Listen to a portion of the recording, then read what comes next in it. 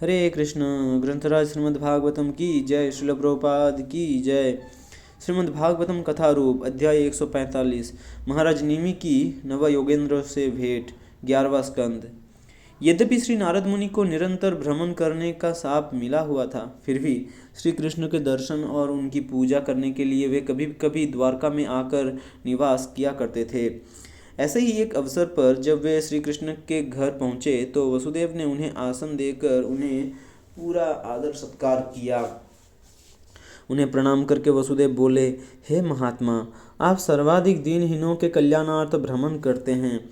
देवतागण जीवों को सुख दुख दोनों देते हैं, परंतु आप जैसे महान भक्त केवल सुख ही देते हैं।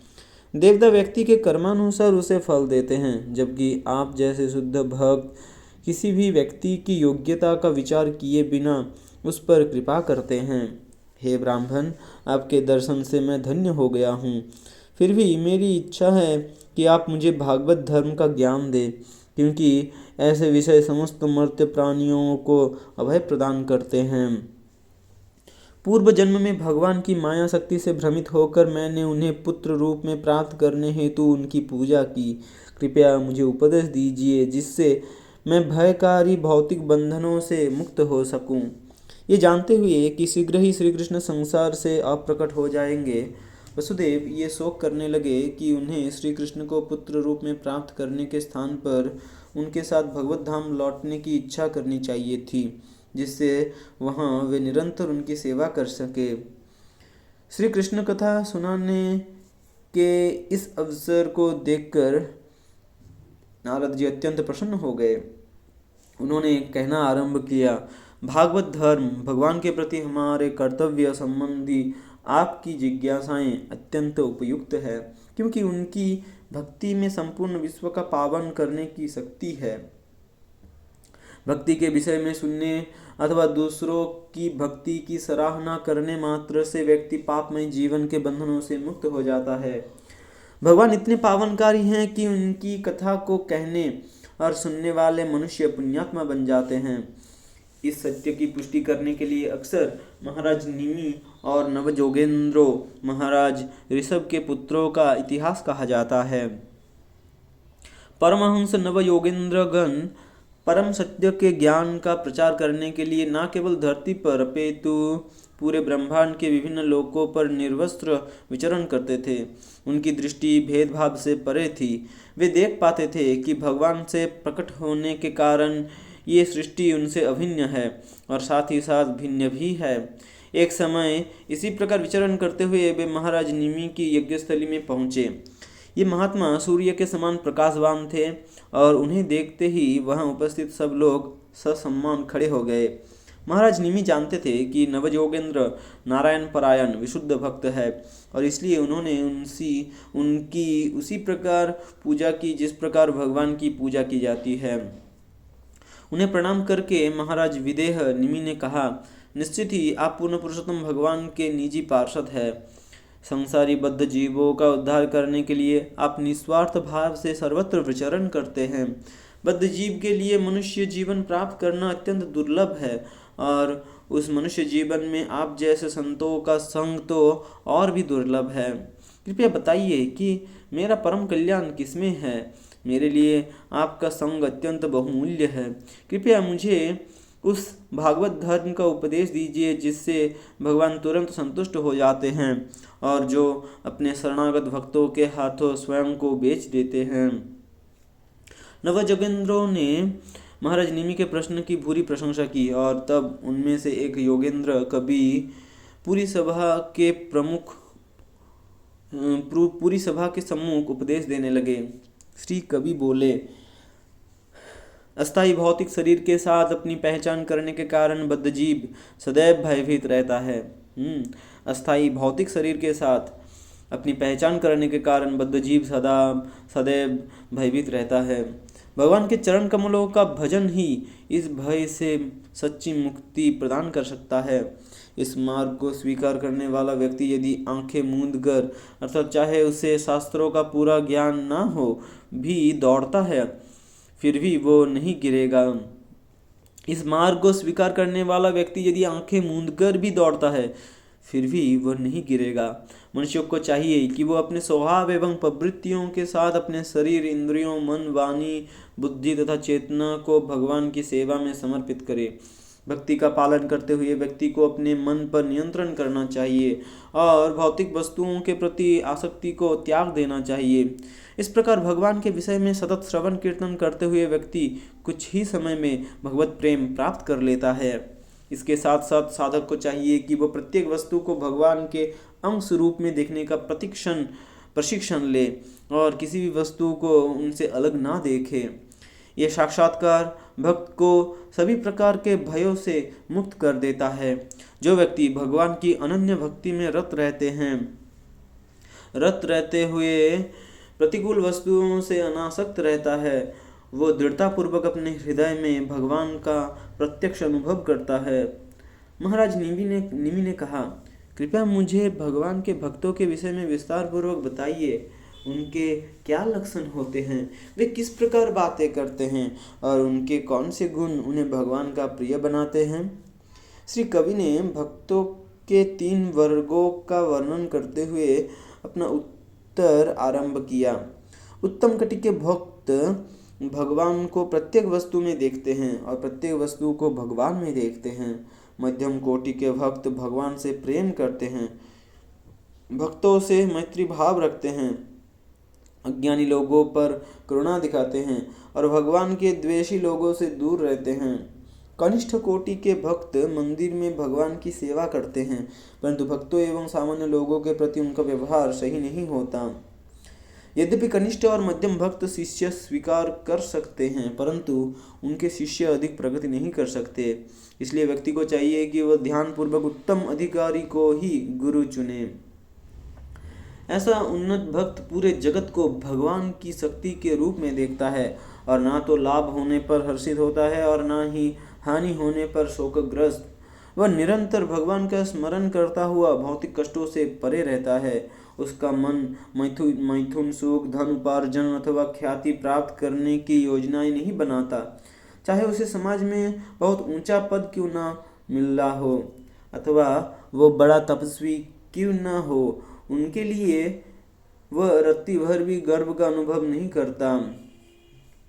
स्वामित्व की सारी भावनाओं तथा भोग विलास की इच्छाओं को त्याग कर भागवतोत्तम भक्त पूरी तरह शांत और संतुष्ट रहता है। चाहे उसे संपूर्ण ब्रह्मांड के ऐश्वर्य का भोग ही क्यों न दिया जाए, उसके बदले में वो एक क्षण के लिए भगवान के चरण कमलों का आश्रय नहीं त्यागता। भगवान के सुंदर चरण नख बहुमूल्य रत्नों के समान दिखते हैं और चंद्रमा के समान उनसे प्रस्फुटित होने वाली शीतल कांति शुद्ध भक्तों के हृदयों को समस्त पीड़ाओं से मुक्ति प्रदान करती है। भगवान बद्ध जीवों पर इतने दयालु होते हैं कि यदि कोई बिना विचार किए भी उनके पवित्र नाम का कीर्तन करता है, वे उस व्यक्ति के हृदय में व्याप्त असंख्य पाप कर्मों को नष्ट करने के लिए प्रेरित हो जाते हैं। यदि कोई भक्त भगवान के चरण कमलों का आश्रय लेता है और उनकी महिमाओं का गान करता है, तो भगवान कभी उस भक्त का हृदय छोड़कर नहीं जाते। और इस प्रकार जिस भक्त ने अपने हृदय में भगवान को बांध लिया है, वो भक्त भागवत प्रधान कहलाता है। सार में शुद्ध भक्त की यही योग्यता है। महाराज निमि ने निवेदन किया, कृपया मुझे भगवान विष्णु की उस माया शक्ति के विषय में बताइए जो बड़े बड़े जोगियों को भी भ्रमित कर देती है। कृष्ण कथा अत्यंत रसीली है और उसके लिए मेरी तृष्णा अभी तक शांत नहीं हुई है। ऐसी कथा उन बद्ध जीवों के लिए वास्तविक औषधि है जो संसार के त्रितापों में झुलस रहे हैं, और मुक्तात्माएं इन कथाओं में और अधिक आनंद लेते हैं। श्री अंतरिक्ष ने कहा, ये भौतिक प्रकृति गुणमयी 3 गुणों से बनी हुई है और परमात्मा के प्रविष्ट होने पर ये कार्यशील हो जाती है। बद्ध जीव को 3 में से एक प्रकार का शरीर प्राप्त होता है, देवता, मनुष्य अथवा मनुष्यों से भी निम्न प्रकार का। फिर अपनी चेतना में गहरी जमी इच्छाओं के आधार पर वो कर्म करने लगता है। प्रलय के समय भगवान अपने काल रूप में प्रकट होते हैं और निरंतर सूर्य का ताप बढ़ने से पृथ्वी पर घोर अकाल पड़ने लगता है। पाताल लोक में भगवान शंकर के मुख से प्रचंड अग्नि बढ़ने लगती है और तेज वायु के बहने से वह और बढ़ती जाती है। तीनों लोग भट्टी के समान तपने लगते हैं। तत्पश्चात संवर्तक बादल 100 वर्ष तक वर्षा करते हैं। हाथी की सूंड के समान मोटी जलधाराओं से कुछ ही समय में पूरा ब्रह्मांड जल के भीतर समा जाता है। तब विश्वरूप के आत्मा वैराज ब्रह्मा अपने विशालकाय शरीर का त्याग करके व्यक्त में प्रविष्ट हो जाते हैं। श्री अंतरिक्ष ने कहा, हे राजन, इसके अतिरिक्त आप और क्या सुनना चाहते हैं? महाराज निमि ने कहा, ऋषिवर, भगवान की माया को वे व्यक्ति पार नहीं कर सकते जिनका अपनी इंद्रियों पर नियंत्रण नहीं है। कृपया मुझे वह मार्ग बताइए जिससे अति मूर्ख सांसारी व्यक्ति भी स्वयं को माया के चंगुल से छुड़ा सकता है। श्री प्रबुद्ध बोले, सुख प्राप्त करने तथा दुखों से राहत प्राप्त करने के लिए बद्ध जीव मैथुन जीवन का सहारा लेता है। फलस्वरूप उसे कठोर परिश्रम करने के लिए बाध्य होना पड़ता है। बद्ध जीव किसी न किसी प्रकार सर्वश्रेष्ठ बनना चाहता है। दूसरों के साथ व्यवहार करते हुए वो अपने से समान लोगों के साथ स्पर्धा करता है और अपने से श्रेष्ठ को देखकर द्वेष से जलता है। परंतु कुछ भी हो, उसकी भौतिक परिस्थितियां अस्थायी बनी रहती है और सच्चा सुख उसकी मुट्ठी से बार बार फिसलता रहता है।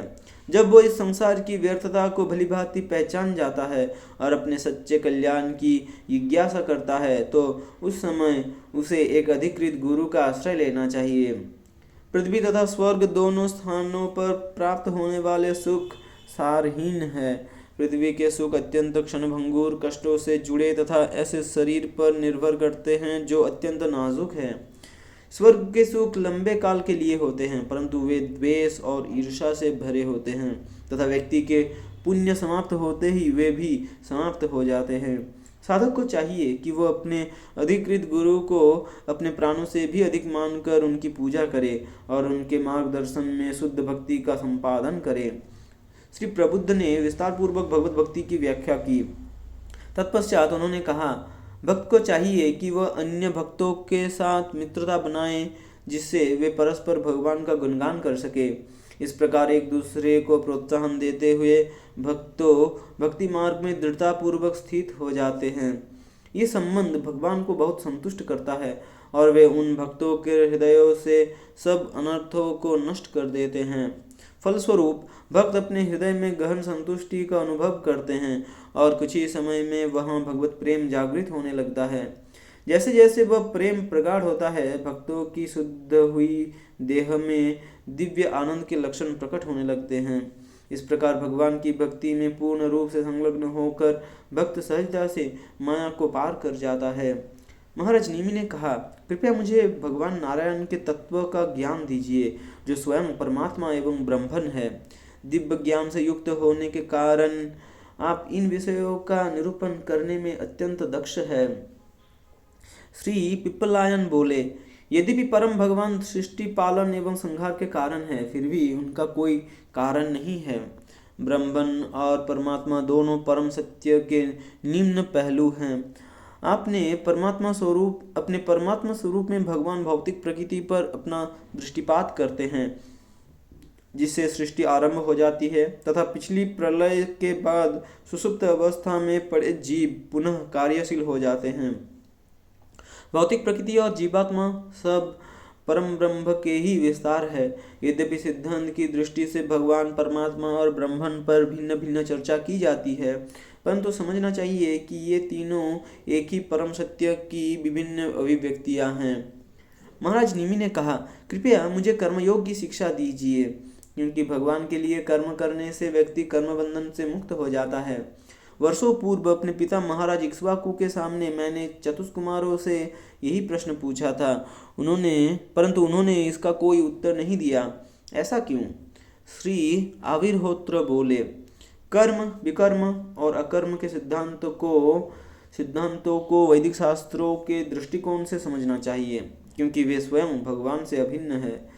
यद्यपि वेदों के अनुसार जीवन का सर्वोच्च लक्ष्य भौतिक कर्मों एवं कर्मकांड आदि से ऊपर उठना है, परंतु वेदों के अधिकांश भाग में इन्हीं कर्मकांडों का वर्णन किया गया है।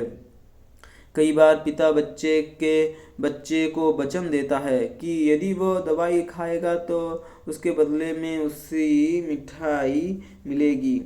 वास्तव में पिताजी का उद्देश्य बच्चे को दवाई खिलाना है, परंतु इस कार्य के लिए उसे प्रोत्साहित करने हेतु वे उसे मिठाई का प्रलोभन देते हैं। इसी प्रकार वेदों में भौतिक कर्मकांडों की मिठाई का प्रलोभन दिया गया है। और ये बात भी सत्य है कि यदि सांसारिक लोग वैदिक नियमों का पालन नहीं करेंगे तो निश्चित ही वे पाप कर्मों में प्रवृत्त हो जाएंगे। अपने मन एवं इंद्रियों पर नियंत्रण नहीं रखने वाला व्यक्ति यदि सूर्योदय से पहले उठकर अपनी दैनिक क्रियाएं, स्नान आदि, हरे कृष्ण महामंत्र का जप तथा अन्य भक्तिमय कार्य नहीं करता तो निश्चित ही वो पाप कार्य करने लगेगा और पशुवत बन जाएगा। वैदिक शास्त्र हमें संयमित इंद्रिय भोग की अनुमति देते हैं, जिससे उन भोगों को तुरंत त्यागने में अक्षम बद्धजीव धीरे धीरे उन्हें त्याग सके। जब कोई व्यक्ति बिना किसी आसक्ति के वैदिक कार्यों को संपन्न करता है और उसके फल भगवान को समर्पित करता है तो वह कर्म बंधन से मुक्त हो जाता है। परंतु भौतिक बंधनों की जड़ अर्थात हृदय ग्रंथि, हृदय में बंधी मिथ्या अहंकार की गांठ शुद्ध भक्ति करने से तुरंत छिन्न भिन्न हो जाती है। सारांश में श्री आविर्होत्र ने अर्चा विग्रह की सेवा की विधि का वर्णन किया। उन्होंने बल देते हुए कहा कि प्रत्येक भक्त को चाहिए कि वह भगवान के उस रूप की पूजा करे जो उसे सर्वाधिक आकर्षित करता है। विग्रहों की सेवा करते समय भक्त सदैव स्मरण रखे कि वह भगवान का नित्य सेवक है। तत्पश्चात महाराज निमि ने कहा, भगवान स्वेच्छा से इस संसार में प्रकट होते हैं, कृपया उनके विभिन्न रूपों तथा लीलाओं का वर्णन करें जिससे मैं समझ सकूं कि भगवान के किस रूप के प्रति मेरा सर्वाधिक प्रेम है। उत्तर में श्री द्रुमिल ने बताया कि भौतिक सृष्टि करने के उद्देश्य से भगवान पुरुष अवतार के रूप में अपना विस्तार करते हैं। फिर उन्होंने गुण अवतारों का वर्णन करते हुए उस संदर्भ में नर नारायण ऋषि का इतिहास सुनाया। एक समय देवराज इंद्र को ये भय सताने लगा कि कहीं नरनारायण ऋषि अपनी कठोर तपस्या के बल पर उनका सिंहासन न हथिया ले। भगवान की दिव्य महिमाओं से अनजान इंद्र ने नरनारायण ऋषि को पथभ्रष्ट करने के लिए कामदेव को वहां भेजा। कामदेव और अनेक सुंदर अप्सराओं के वहां पहुंचते ही पूरा वातावरण भोग विलास की भावनाओं से भर गया। उन सुंदर युवतियों के कामुक कटाक्षों के माध्यम से कामदेव नरनारायण ऋषि पर अपने पुष्प बाण छोड़ने लगा, परंतु नरनारायण ऋषि जरा भी प्रभावित नहीं हुए। उन्हें धीर शांत देखकर कामदेव बुरी तरह घबरा गए। इंद्र के उद्देश्यों को भांपते हुए भगवान ने कामदेव और उन अप्सराओं से कहा, हे मदन, हे अप्सराओं, भयभीत मत हो, कृपया मेरी सेवाएं स्वीकार करके मेरे आश्रम को धन्य करो। ये सुनकर कामदेव और अप्सराएं लज्जित हो गई। भगवान से कृपा की याचना करते हुए उन्होंने कहा, हे भगवान, आप सदैव अपरिवर्तनशील तथा दिव्य पद पर स्थित रहते हैं। हमने आपके चरणों पर इतना घोर अपराध किया, परंतु फिर भी आपके हृदय में हमारे प्रति करुणा भरी है। वास्तव में ये कोई आश्चर्य की बात नहीं है, क्योंकि आत्मसंतुष्ट तथा मिथ्या अहंकार एवं क्रोध से मुक्त अनेकानेक महान ऋषिगण भी आपके चरण कमलों की वंदना करते हैं। देवता अक्सर उन भक्तों के मार्ग में बाधाएं खड़ी करते हैं जो भगवत धाम जाना चाहते हैं, जबकि देवताओं के उपासकों के मार्ग में कभी ऐसी बाधाएं नहीं आती, परंतु आप सदैव अपने भक्तों की रक्षा करते हैं, जिससे वे सहजता से इन बाधाओं को पार कर लेते हैं। वे लोग इस प्रकार भगवान की स्तुति कर ही रहे थे कि नरनारायण ऋषि ने अचानक अपने शरीर से असंख्य स्त्रियों को उत्पन्न कर लिया। वे सब कामदेव के साथ आई अप्सराओं से कहीं अधिक सुंदर थी और निष्ठापूर्वक भगवान की सेवा में नियुक्त थी। उन स्त्रियों के सौंदर्य को देखकर तथा अंग सुगंध को सुनकर कामदेव और अप्सराएं विमोहित हो गई। उनका गर्भ पूरी तरह चूर चूर हो गया था। मंद मुस्कुराते हुए भगवान ने कहा, इनमें से जो भी सुंदरी तुम्हें अच्छी लगे उसे चुन ले और उसे अपने स्वर्ग की शिरोमणि बनाओ। पवित्र ओम का उच्चारण करके उन अप्सराओं ने उर्वशी का चुनाव किया और उसे साथ लेकर वे सब स्वर्ग को लौट आए। इंद्र की सभा में पहुंचकर उन्होंने नरनारायण ऋषि की अद्भुत शक्ति का वखान किया और सब देवता विस्मित होकर उसे सुनने लगे। नरनारायण ऋषि की इस लीला को सुनकर इंद्रदेव आश्चर्यचकित और भयभीत हो गए। वे जानते थे कि उनसे एक बहुत बड़ा अपराध हुआ है। महाराज निमि ने कहा, हे योगेंद्र गणों, उन लोगों की क्या गति होती है जो कभी भगवान की पूजा नहीं करते, जो सदैव भौतिक इच्छाओं द्वारा विचलित रहते हैं और जिनका स्वयं पर कोई नियंत्रण नहीं है। श्री चमस ने कहा, भगवान के विश्वरूप के मुख से ब्राह्मणों की, भुजाओं से क्षत्रियों की, जंघाओं से वैश्यों की तथा पैरों से शूद्रों की उत्पत्ति हुई है। इसी प्रकार 4 आश्रमों तथा ब्रह्मचर्य, गृहस्थ, वानप्रस्थ और संन्यास की उत्पत्ति हुई। इन चारों वर्णों तथा आश्रमों में यदि कोई मनुष्य भगवान की आराधना नहीं करता तो निश्चित ही उसका पतन हो जाएगा। स्त्रियों, शूद्रों तथा उच्च वर्णों के भ्रष्ट लोगों को भगवान की महिमाएं सुनने के कम अवसर मिलते हैं, क्योंकि संत पुरुष अक्सर उनके पास नहीं जाते। परंतु जो वास्तव में ज्ञानी है, उन्हें इन लोगों पर दया दिखाने का प्रयास करना चाहिए। 2 प्रकार के लोग भगवान की पूजा नहीं करते। एक तो वे जिन्हें इसका ज्ञान ही नहीं है, और दूसरे वे जो सब कुछ जानते हुए भी भगवत विरोधी है। 3 उच्च वर्णों में कुछ ऐसे मूर्ख लोग होते हैं जो वेदों के कर्मकांड विभाग से आसक्त हो जाते हैं और उनका उद्देश्य स्वर्गलोकों में जाकर सुख भोग करना होता है। ऐसे लोग अमर बनने के लिए सोमरस पीने तथा नंदन वन में अप्सराओं के साथ भोग करने के लिए सपने देखते रहते हैं।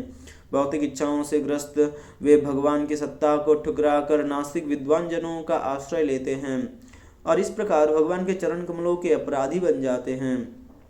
ऐसे लोग कुछ ही समय में काम और क्रोध के वशीभूत हो जाते हैं। उनका आचरण गर्व, पाप तथा कपट से भरा होता है और वे भगवान के भक्तों की निंदा करने लगते हैं।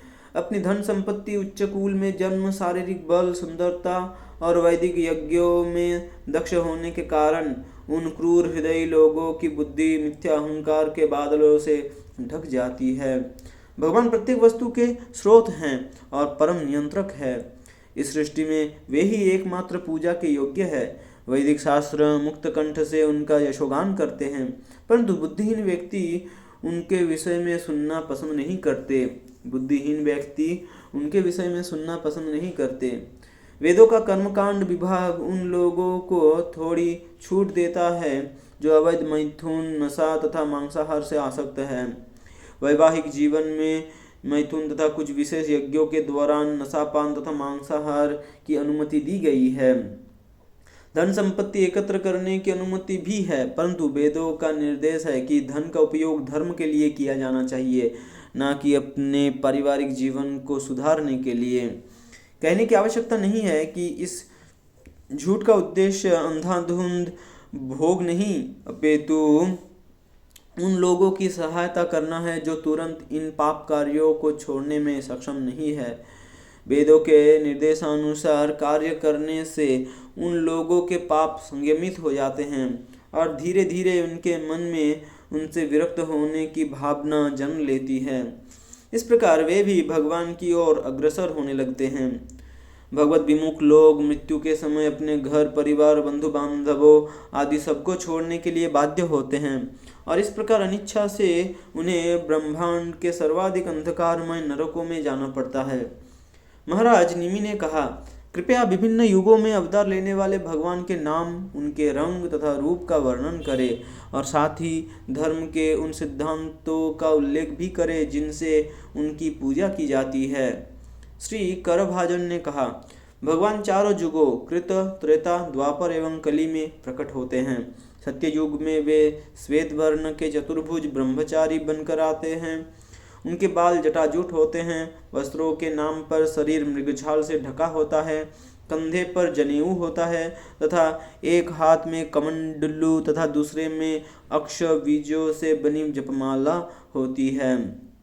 सत्ययुग के लोग शांत, द्वेष मुक्त, समस्त प्राणियों के मित्र तथा प्रत्येक परिस्थिति में स्थिर रहते हैं। वे तपस्या और ध्यान द्वारा भगवान के हंस अवतार की पूजा करते हैं। त्रेता युग में भगवान लाल रंग तथा सुनहरे बालों के साथ अवतार लेते हैं, क्योंकि उस अवतार में वे यज्ञ विधि की स्थापना करते हैं। यज्ञ में घी डालने के लिए उपयुक्त श्रक्त और श्रूब उनके आभूषण होते हैं। श्रक और श्रूब उनके आभूषण होते हैं।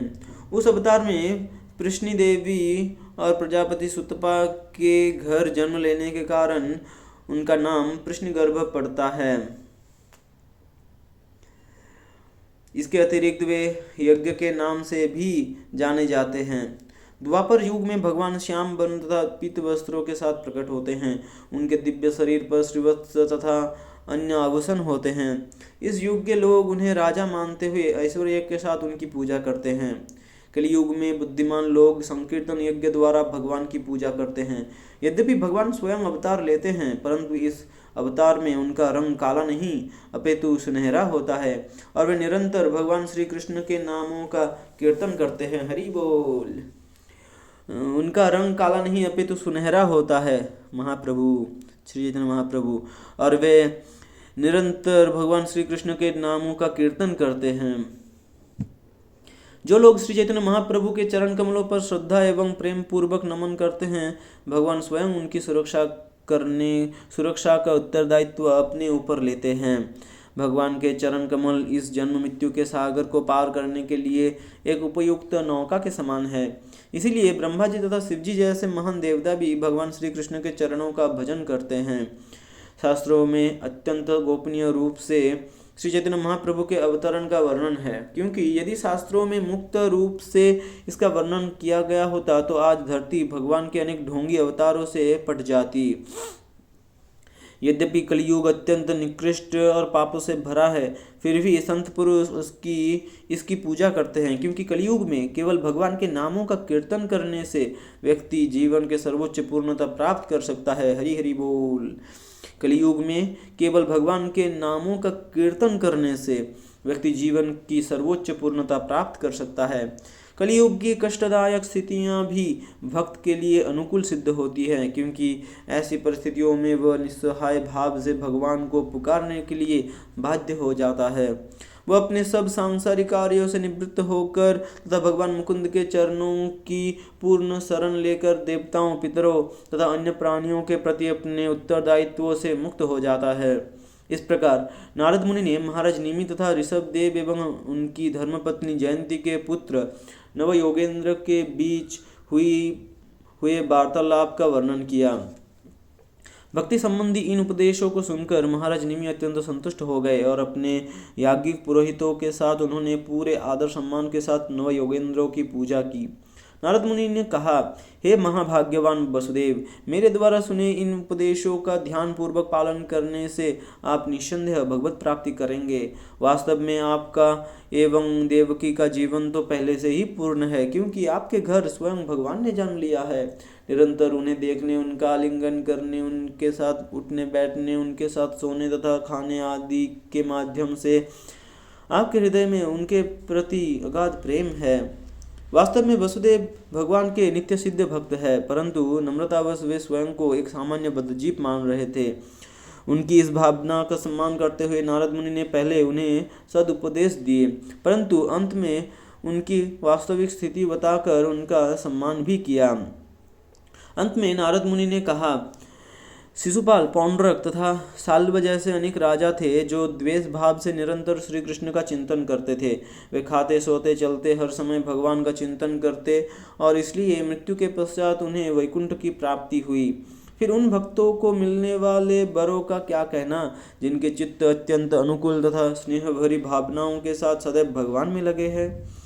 वसुदेव सहज रूप से श्री कृष्ण को अपना पुत्र मानते थे और भगवान भी उनके साथ पुत्र जैसा व्यवहार ही करते थे, परंतु ऋषियों द्वारा यदुवंश को दिए गए शाप का विचार करके वसुदेव भयभीत हो जाते। एक पिता होते हुए उन्होंने कई बार भगवान को अनुशासित किया था और वसुदेव इसके आने वाले परिणाम को सोचकर भी डर जाते थे। उनके मन को भांपते हुए नारद मुनि ने उन्हें आश्वासन दिया कि श्री कृष्ण पूर्ण पुरुषोत्तम भगवान है और इसलिए वसुदेव को यदुवंशियों की भावी गति के विषय में चिंता करने की कोई आवश्यकता नहीं है। श्री कृष्ण सदैव अपने भक्तों को अच्छी गति प्रदान करते हैं। हरि बोल। श्री कृष्ण सदैव अपने भक्तों को अच्छी गति प्रदान करते हैं। नारद मुनि के उपदेश सुनकर वसुदेव और देवकी स्वयं को धन्य मानने लगे और उनकी सब चिंताएं तथा मोह नष्ट हो गया। हरे कृष्ण।